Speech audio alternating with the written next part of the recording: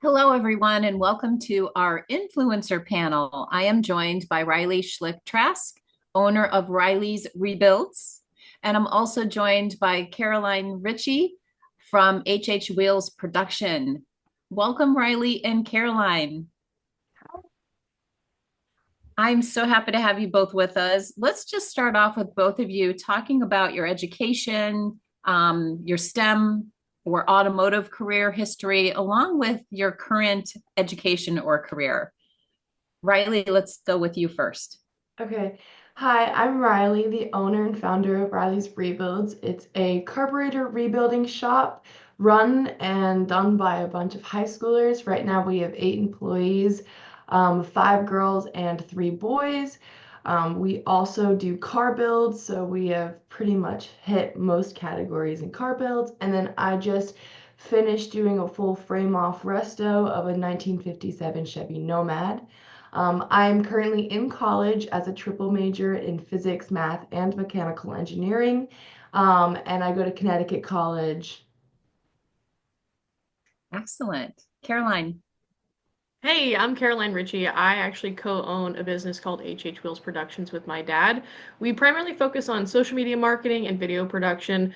Our passion project is, of course, our YouTube channel, but we explore many facets of the industry. We are strictly automotive focused, and we tailor ourselves to more classic vehicles. We recently just finished a almost frame off restoration on my dad's 68 Dodge Charger, and we kind of dabble in all the fun things in the automotive industry. I'm pretty much self-taught. I have no formal training in the automotive industry, nor does my dad, but he's been at the hobby for, man, over 20 something years, and I've got into it in the last 10 and absolutely fallen in love. So all of my my unformal training is all self-taught knowledge from mentors, working in automotive shops, and pretty much all experience based rather than any formal training. But it's a blast. I'm very lucky to not only do this in general, but also get to do this with my best friend, which is my dad. Oh, I love that. I had the opportunity to check out both of your Instagram profiles, and what I loved and what really stood out was how much fun you're both having. Just remarkable. In the prep call, we were talking about the definition of an influencer. And I learned that maybe not everyone wants to be called an influencer who's doing this work. There's also the title of content creator. So I'd love to hear from each of you. What's your perspective on that? Influencer or content creator, and how would you define that? I can go first. I'm kind of okay with both. I grew up in a generation where many influencers are all around us. But I also do like the term content creator, and I've been told by many in the industry that content creator is a better word, because sometimes the influence isn't always good. It can also be bad, but I enjoy making content and then putting it out there just for people to enjoy. But I also heard a really good point that Roki made in our prep call that you can influence good and you can influence the younger generation to get into the automotive industry, and you're influencing women and you're building upon a really strong structure of how amazing women and youth can be in this industry. So I'm okay with both. Excellent. Yeah, I don't feel bothered by either. I think speaking in a smaller sense of classifying it strictly in the automotive industry, because influencer and content creator also brought across every single platform and every single niche. So I think that really depends, of course, on what niche you're in. But in the automotive industry, I think both is very constructive and very efficient. It just depends on how you use it. And I really agree with Riley. It depends on how you want to influence your audience. Now, if you're somebody who focuses on just making cool content, okay, maybe you're a content creator. And I can speak for both Riley on this, I'm sure, or myself and Riley on this, but we do both. We wear both hats where we influence people to join the industry, women to join the industry, people just to join the car community. That's a big initiative that my dad and I are prioritizing on. Is we use the motto "Get Wrench," and we want to get everybody involved, and especially being a father-daughter audience, obviously that's a large net that we cast in our demographics. So I think both are very, very positive. It just depends on how you want to use them. And sometimes, yeah, I can confidently say I'm just a content creator because when we work with companies who want content maybe for their website or just marketing on their channels and not ours, then we become a content creator. So I think they're also very broad definitions. It just depends on how you really hone in on them and make them work for you and your career. Yes. Well, this is a new world for me. My generation, we didn't have the internet, let alone social media, right? To get into a career like this. So I'd love to know from each of you, were you intentional about becoming an influencer or content creator, or did it happen organically? I'd love to hear about your path. And, Riley and Caroline, both, you mentioned your dads. How influential were they in helping you develop your path? I'm happy to go first on this one. So when it comes to my intentions of becoming an influencer, I it originally it kind of happened by accident and then it kind of ended up becoming an intentional career. So I actually have always been mechanically inclined. I actually used to work on boats and charter boats way before I got into automotive. And it kind of felt like somewhat of a dead end for me. And I actually ended up buying, out of necessity, a classic car. So I bought a 69 Ford Fairlane Fastback and I needed a daily driver.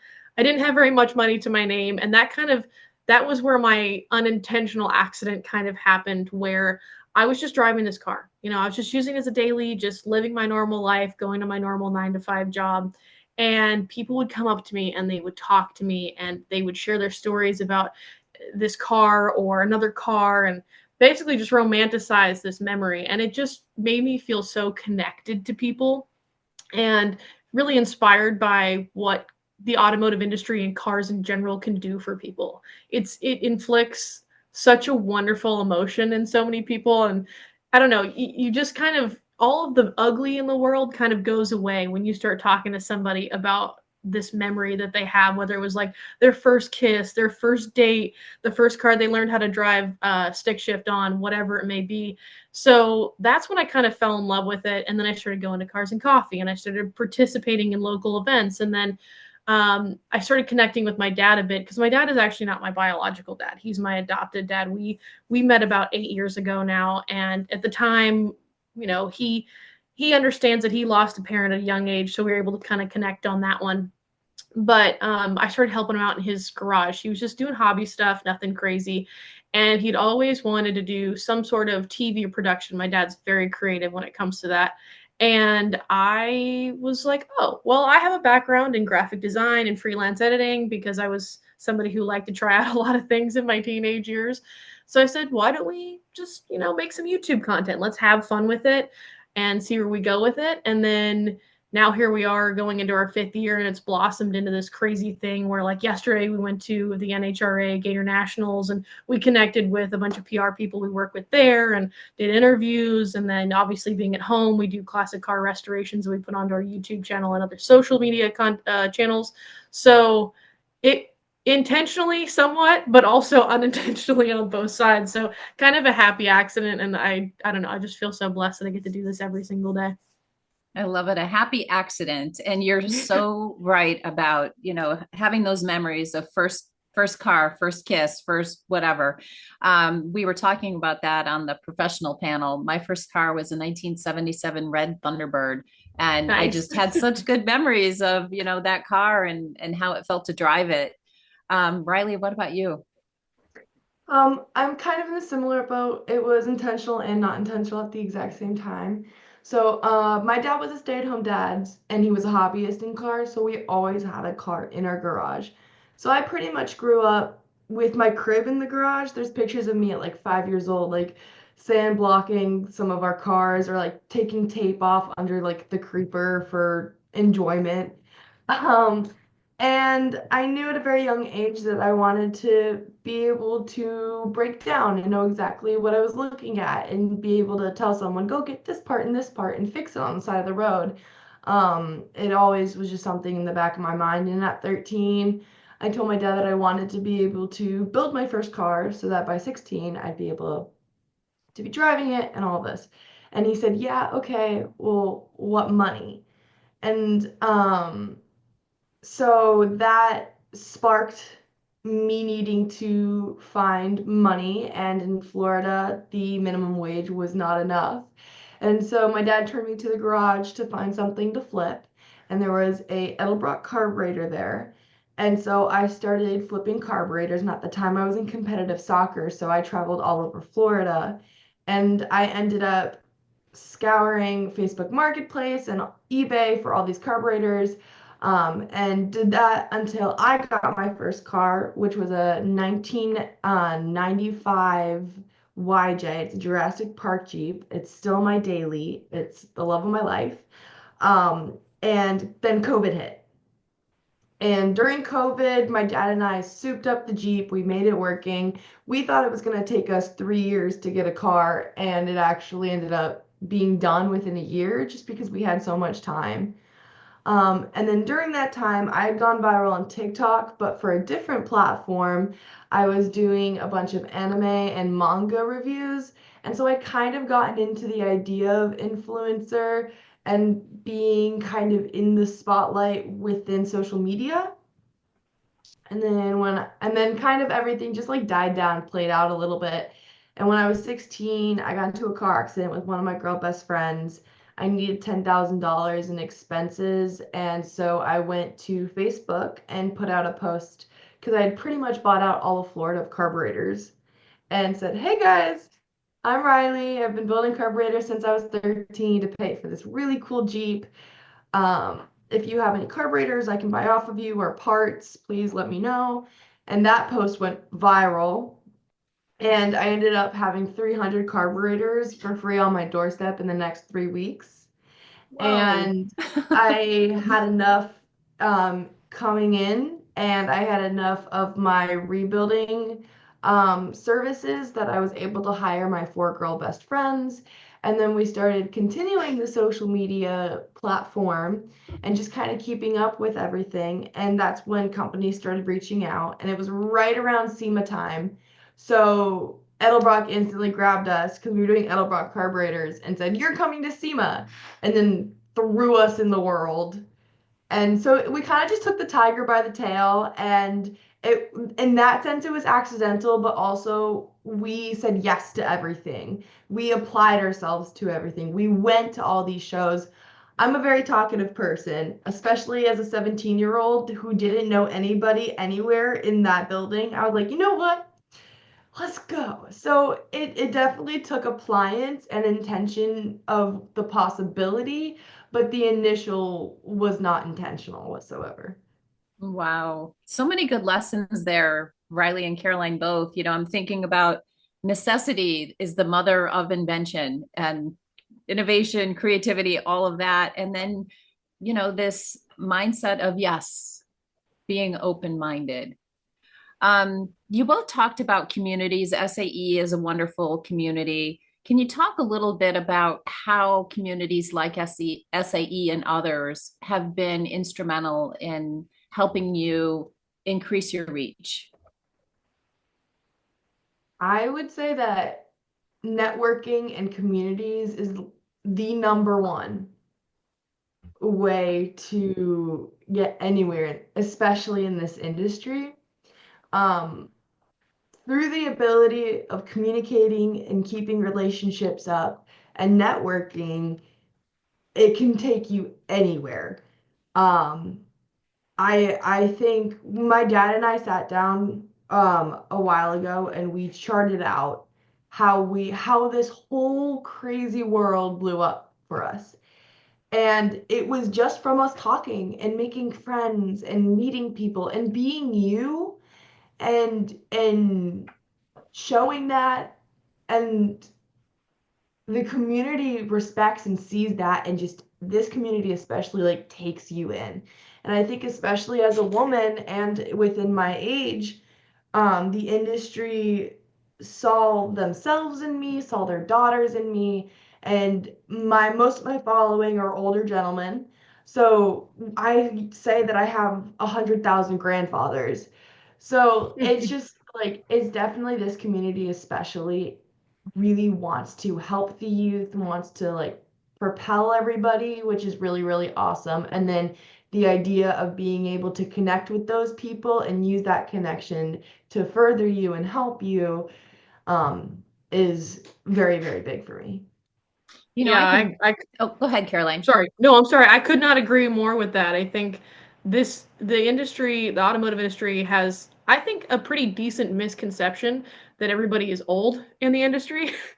And I think when you talk to these people at companies like Edelbrock, uh, like Moroso, all these companies that have so much lineage behind them, they are so adamant about just throwing young people into whatever, and they want to be involved. If they can give you money, they'll give you money. If they can't give you money, they want to give you some outlet where you can put yourself, whether it's some sort of training, because a lot of these companies offer in-house training, like how to rebuild a carburetor, things like that.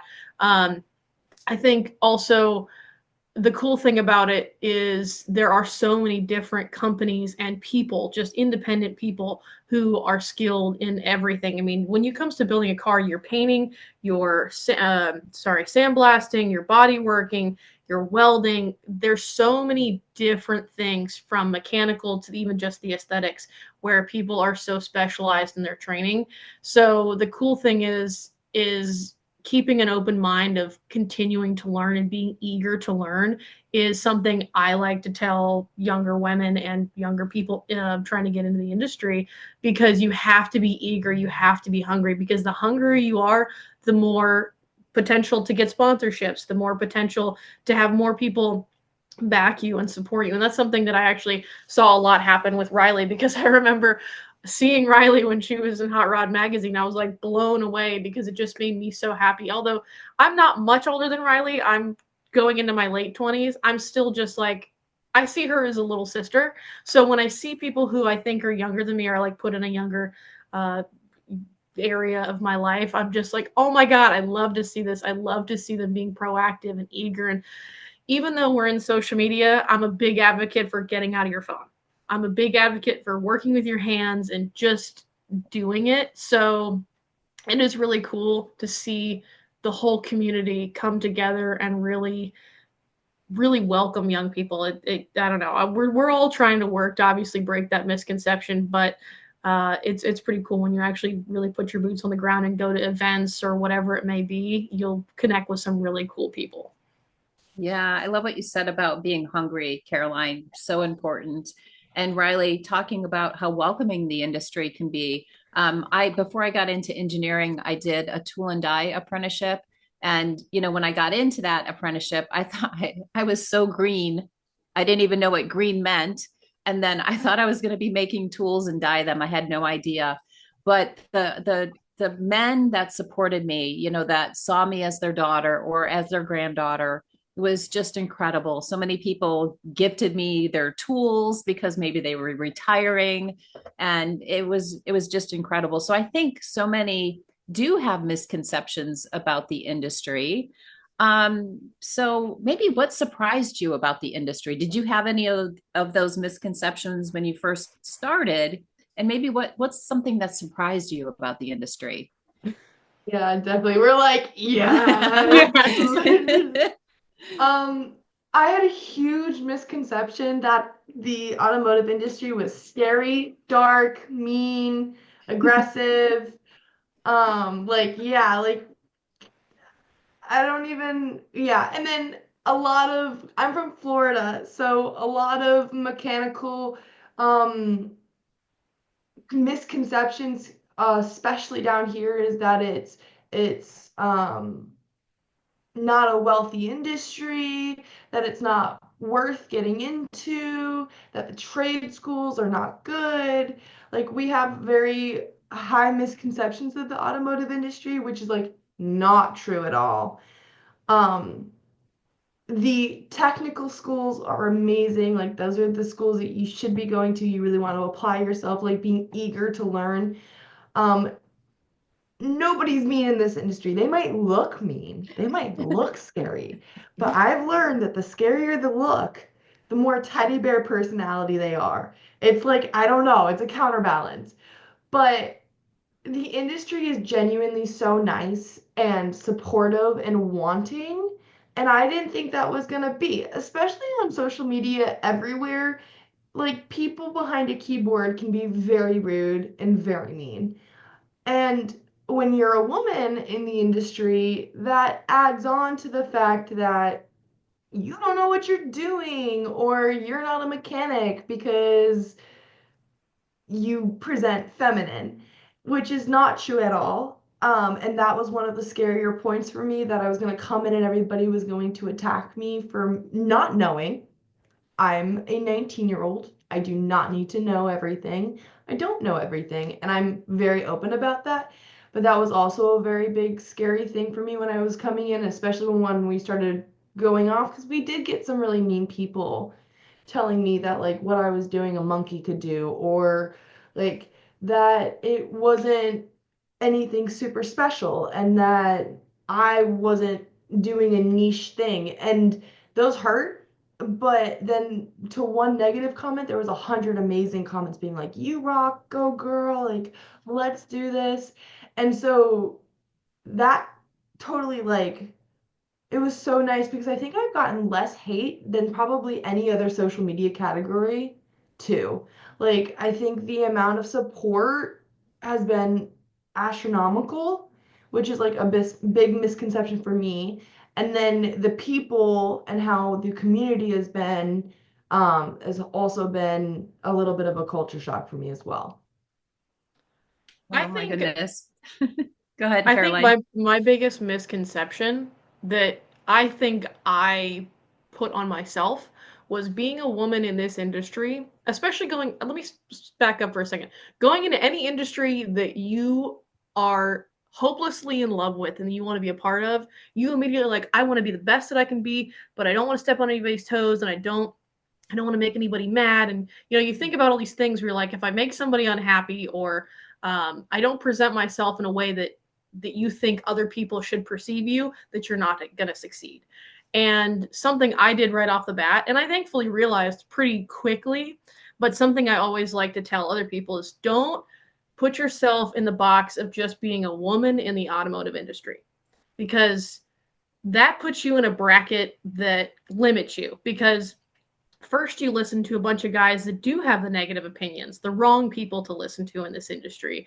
And you are just like, okay, let me be on my P's and Q's. Let me say the right things. Okay, when I work on something, maybe post it as a video on social media, just post the beginning and the end, not the middle, because I don't want people to judge me on how I'm doing it. Well, the problem is you're not benefiting anybody except the people who want to see you fail. So that, I think, is the biggest misconception, because originally when I got into the industry, I just thought, okay, I need to be this perfect person and then I'll succeed. No, you have to be hungry. Like I said before, you have to be eager, because the people who you want to be in your corner will respect you 10 times more.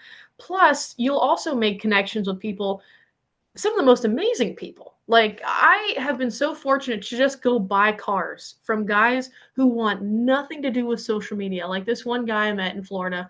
I love him to death. I call him once a month. He's like the grandfather I never had. My dad and I went to go buy a front engine dragster from him. It's more nostalgia style, so more of like a classic cackle car, which is like where you run it basically, but you don't actually run it for speed or time. And this guy had a whiteboard on the back of his door with everybody's phone number on it and had a flip phone. He wanted nothing to do with social media. He was open to us filming for the first time ever with him. And I don't know, he's just become one of my favorite people. But I tell you, if I did anything to disrespect him, that would feel like the end of the world to me, because that is somebody I respect as a builder, as a person. And he also is just, he's amazing, because he actually has 8 granddaughters. All of his grandchildren are girls, and he builds Wow. them a car either for their graduation, their wedding. And I don't know, it's people like that where it really matters, because you also have to think about it too. In social media, you're casting such a wide net to people that you're always going to get hate. And something that I've learned from that is, you build you build resilience over time, because those hate comments, they do get to you and they do bother you, but eventually you get to the point where you don't hear them anymore because you get so much of that positive interaction. And when I get messages in my DMs or in our business email or whatever, or even yesterday, you have little girls come up to you and they tell you thank you, or they tell you, I want to work on a car, or I want to build a car, or I want to be in the automotive industry. And then you're like, wow, all of the negative stuff just completely melts away. So, you can't put yourself in any box, especially in the automotive industry, because there's so many different things. You can be in the automotive industry and only touch a car because you're fixing patch panels on it. You can be in the automotive industry solely because you mix paint for cars. You don't have to necessarily be like Riley and I, where you do top to bottom. You can do one facet and still be insanely talented at what you do, the best in your field, and it doesn't matter whether you're a man or a woman. And the cool thing is being a woman, you kind of have that superpower for don't really realize you have until you really get there, where you get to be a good voice of reason and you get to kind of be a catalyst in conversations. Like a lot of times when we're at car shows, it's my dad, it's sometimes it's even Dane, Riley's dad, another guy, and then another guy, and then you're the only woman in that circle, and that's okay. Because yeah, our numbers are definitely lower in terms of quantity, but that doesn't mean we can't be more effective just because we're limited in our overall numbers. So I don't know. It's really cool being a woman in this industry, even though it seems like everybody wants to put your shortcomings first. You just can't let that happen. Wow, I wish I would have met both of you like 30 years ago. I could have used this advice so much earlier in my career. I think sometimes we stop ourselves because we're afraid of the criticism or the negative comments. But you both have had such an early lesson in how to handle that negativity. So thank you both for sharing those lessons. I think that's going to be helpful for people, even like myself, that have been in this industry now for almost 40 years. So I really appreciate that. In the previous panels, we talked about the importance of mentoring and mentorship. Do you each have an example or a story that you can share with us on how a mentor supported you? I have so many.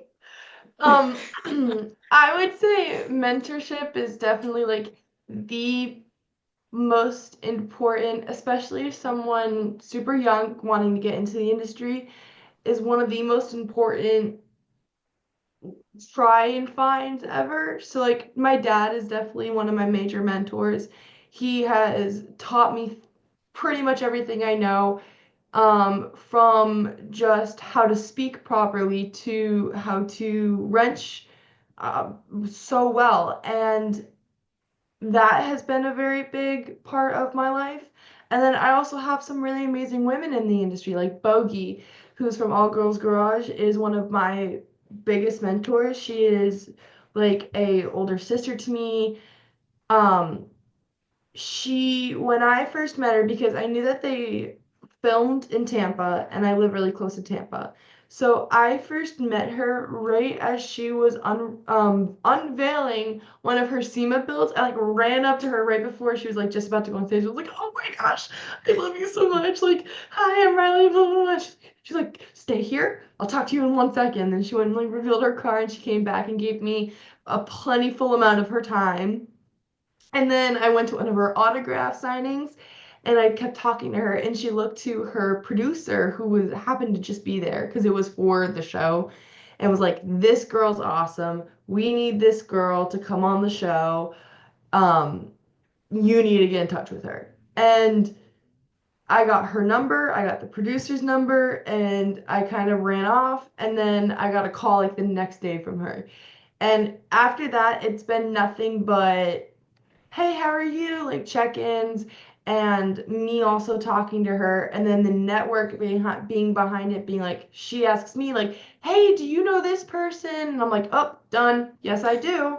Or I'm like, "Hey, do you know this person?" So I met Wayne Carini, who's also been one of my biggest mentors, especially through the Meekum auction selections, um, through Bogey. So Bogey was teaching me about some cars, and then Wayne had come up, and she was like, "Oh my gosh, Wayne will love you. I have his number. Sent. Boom. Done." And so then I got to meet my next mentor who broke down a whole new version of like car life that I didn't know about. So each mentor and each person you meet, especially in this industry, has something to teach you. I could categorize over 1,000 people as a mentor because I took a very important lesson from them, and that's my definition of a mentor, is somebody, or is somebody that you learn from and you take that with you to teach other people. And and so many people are willing to help. Like, people don't understand that your neighbor a couple streets down who works in his garage would love to open his garage up and show you his knowledge and show you what you like, and show you what he's doing, and give you that knowledge. And that's why our industry is a little bit nervous, is because all these amazing people with such special niches in the industry are not passing them down. Um, and they want to. And that's like, and that's what we hear all the time, especially as like younger individuals, is like, what do we do? Like, we have all these special things that we want to teach these kids, and we don't even know where to start or how to get in touch with anybody who wants to. And so that's why being a part of like SAE and other communities and groups and being able to connect and network and provide yourself those mentees and mentorships is so important, especially in this industry. You really, really, really need to be eager to want it. You like, I say I have one girl in my garage, Audrey, who genuinely, she had came from no car background. Her parents had like no cars, no nothing. She came and worked for us, and since day one, she's been nothing but eager to learn. And she has done all the builds with us. She just bought herself her first OBS. That's her first car. Like, she's working on it completely. And she is so eager and willing to learn. And everybody just like shoves everything in her face because she keeps grabbing and saying yes, and I want more, and give it to me. And people are so willing to. There's that come from a place of yes again. And I love what you were talking about. You just have to ask. If you don't ask, the answer is always going to be no. Caroline, what about you?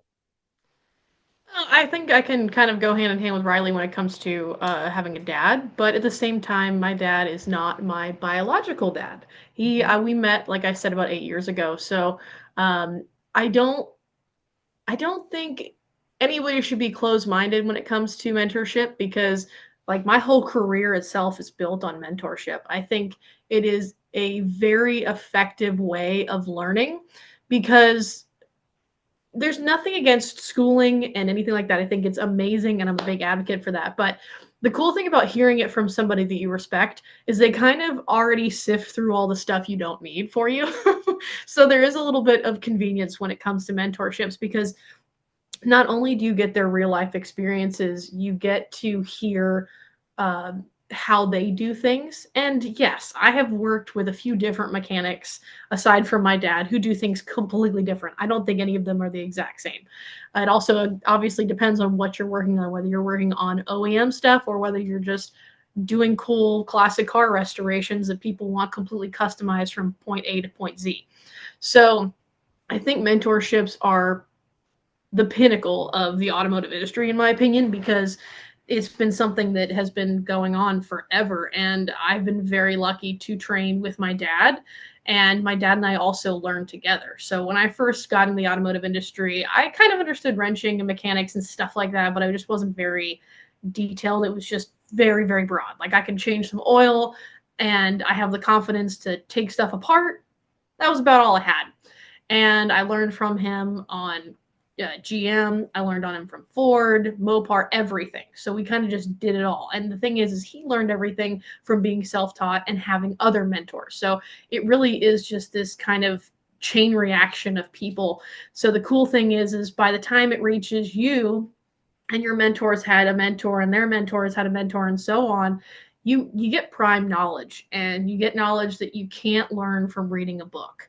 So I think whether you're doing a specialized course training to get a certificate or some sort of degree is awesome. But I think it's not worth as much until you do actual mentorship in tandem with it. Just because you get the basic knowledge and all the things you need, but the mentors will teach you real life experiences on things that you can't, again, like I said, learn in a book. And with cars, you never know.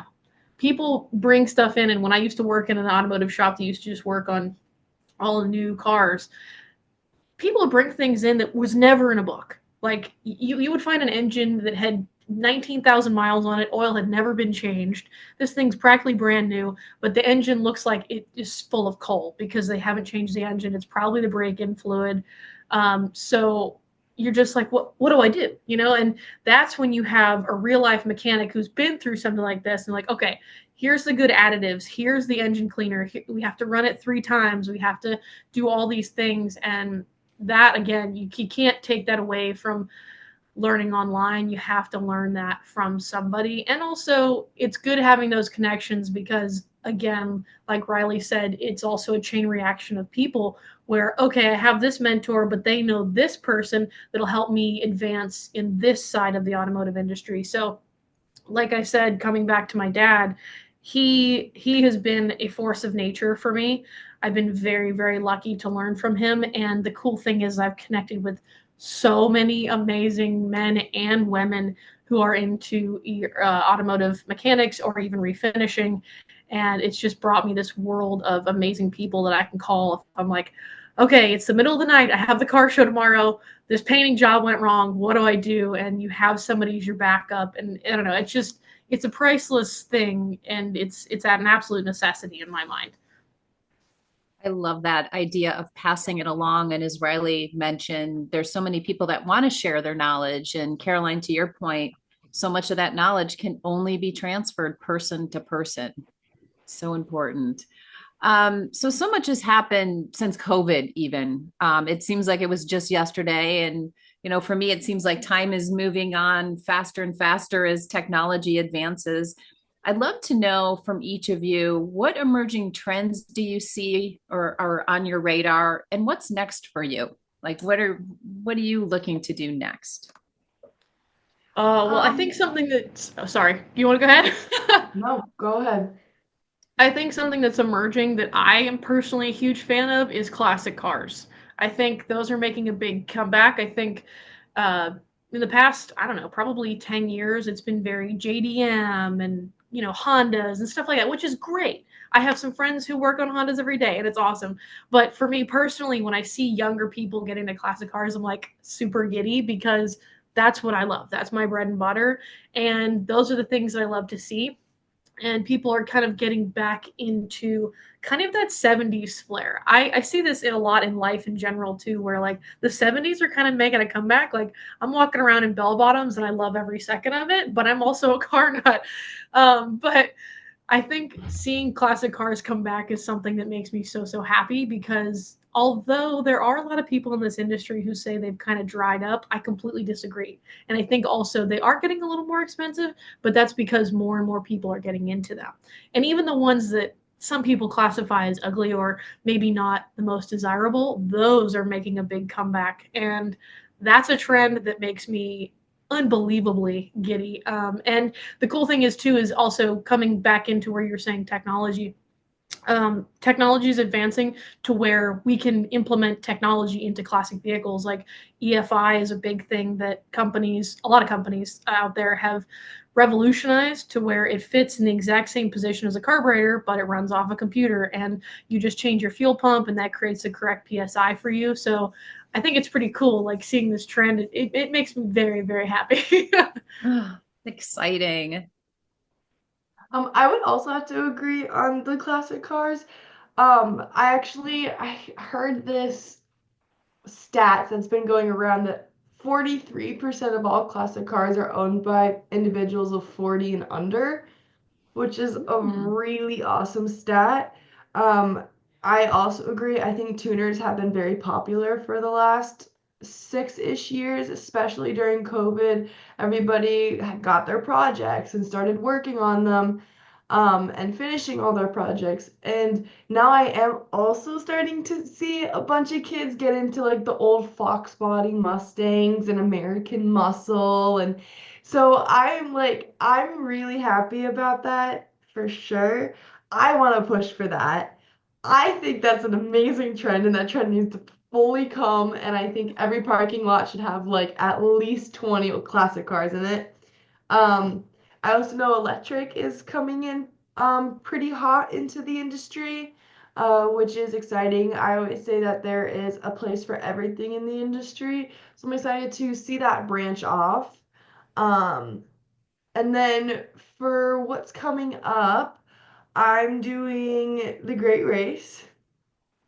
We can both talk on that actually. We're both doing it.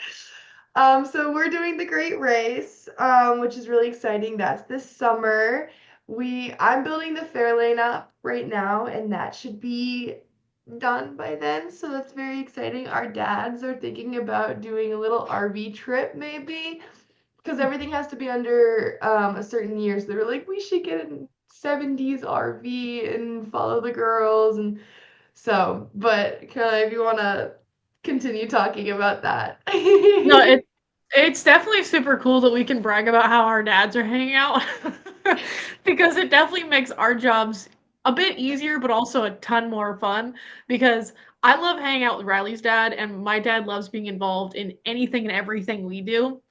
So I don't know. It makes me happy because I obviously can connect with a lot of women in the industry doing what I do, but it's nice having my dad connect with somebody else. It's kind of like, oh, that's really all that matters to me. I can figure myself out, so it's kind of fun. But the Great Race is a really it's really cool. I have seen how long, I can't even imagine, but I've seen it on. Excuse me, I can't talk. I'm so excited. I have been a huge nerd for the Great Race for as long as I can remember. So when Riley brought this up to me, I was like, oh yeah, I don't care what's going on. We're going to figure that out. Like, I have a wedding that I have to go to before it, but I was like, okay, I'm leaving the wedding the day after the wedding's done. I was like, we're going to have such a great time. And I think it's going to be a really fun way to connect a lot of women to a lot of people in the industry because there are a lot of awesome companies who are taking part in it. Excuse me. And now there's a ton of women, thanks to Riley kind of being the catalyst of our group. She's just reached out. She's like, hey, we're doing this. Like, let's have a good time. And she has fundraised for it, which has been amazing. And I don't think I can take any credit for this. I'm just here relaying what Riley's done, and I am very impressed. And I love to see it. I love to be a part of it. And I think the Great Race is going to be a really fun time for us because, again, we're connecting with so many women. And I have talked to a lot of the old timers who partake in it, and they have nothing to do with social media. Like, they're all just self-made guys who are running their classic car, having a good time. I mean, these guys are full on. They're like in their suits. They got goggles. They trick it out. And I actually was fortunate enough to meet some of them when I was in San Diego back in January. And I just looked at this whole group of cars, and I'm like, yep, this Great Race is gonna be a good time.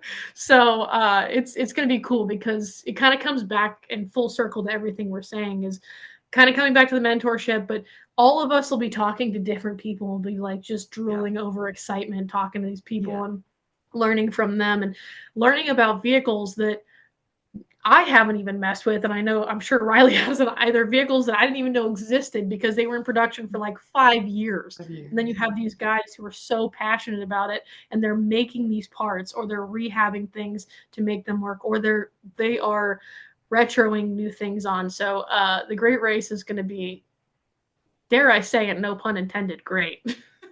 When is this coming up? This is the end of June, early July.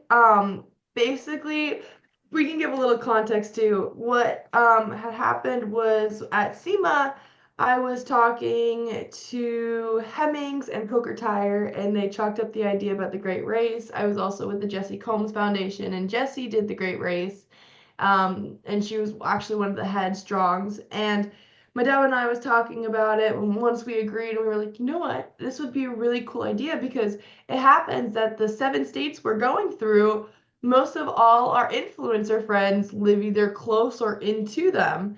And we were like, wouldn't it be so cool if we just picked up a new friend at each state or multiple new friends at each state of the race? Because the race is a timed race. It's not a speed race. You actually have to stay 5 miles under the speed limit. It's a navigation race and it's very specific. And what's really cool about it is like during lunch, it's a car show that we all stop at. And so we all roll in and it's like a ongoing long train car show. And then at nighttime, we're all in the same hotel rooms and then we go again. And so it's for 14 days, but the race itself, I think, is 9 to 10 days. Um, so it's very exciting. And it's like if you break down, you have to fix your car, or they have like crews that come by afterwards and will help you get to the hotel. And there's a bunch of different like helpful things with that. But yeah, I made an Instagram chat with all like my favorite women influencers, and just reached out, and then we all reached out to all our sponsors, and we've made up to, I think now we're at around 25,000, which is really, really, really awesome because that's going to be able to support the women traveling to come join us, and then also like the car itself and the trip. And so yeah, I'm super, that's like so, I'm so excited. I'm also very, Well, very I'm excited. excited for both of you, and we'll be looking out for that at the end of June, as you mentioned. Let's close today's session with hearing something you want either the young women joining us today, the students, or their parents to know. What do you want everyone to walk away with today? I would say just do it. If you want to get into the industry, go. Like, it's a really scary jump, but that's when you need to jump. Um, you will you will not regret it whatsoever. You won't. And then for the parents, support your kids the best of your ability. If you are not a car person, that is okay. Maybe listen, open an ear up, let your kids talk through all of it. Or if you're a parent that maybe your kids don't like cars, open your garage up to other students, other kids, your kids' friends. And then vice versa. Kids go out and look for those open garages and look for those mentors because I promise you they're so close to you, you don't even know it. So just do it. Go do it. Social media is a big one. Start a page up, even if it doesn't take off or anything. It's awesome to have a record of what you've been doing and show that and be able to show that to companies and everything. So, social media, go in, just start wrenching. It's okay if you mess up. We all do it. We're all human. You got this. I love it. Thank you, Riley. Caroline. I think I totally agree with that, but I think also be confident in yourself and trust yourself. And I also think that goes hand in hand with the parents too, is trust your kids. Because something that has allowed me to flourish is my dad trusting me, trusting my creative options, my mindset when it comes to building a car, trusting my abilities. And the same thing goes hand in hand with yourself. Being a woman, specifically in the automotive industry, is hard. It's not an easy thing. You're going to have a lot more people, especially from the get go, tear you down before they lift you up. And I think trusting yourself and trusting your ability. You may not know at all what you're doing, and that is okay. But as long as you can go into it with confidence, confidence knowing that you are going to figure it out, whether it takes 2 weeks to put your car back together or 2 days or 2 hours, whatever it is, trust yourself, trust your abilities, trust what you can do and have confidence in doing it, because if you don't, you're not going to get anywhere. And I think also learning in anything, but especially anything automotive, if you don't have confidence in what you're doing, you're never going to succeed. And I think also as a parent, especially being a woman going into the industry, it can be scary, especially when your daughter is going to go work uh, in, say, a mechanic shop that's full of men, and they're older men, and they're just tearing your daughter down. And your daughter may come home feeling absolutely defeated, but having faith and trusting her abilities and having confidence in knowing that she's going to figure it out is immensely important. Wow. Oh my goodness. So just do it and trust yourself. I love it. Such sage advice. Riley from Riley's Rebuilds and Caroline from HHWheels Production, thank you so much for sharing your wisdom and inspiration with us all. Thank you for having me. Yes, thank you for having us.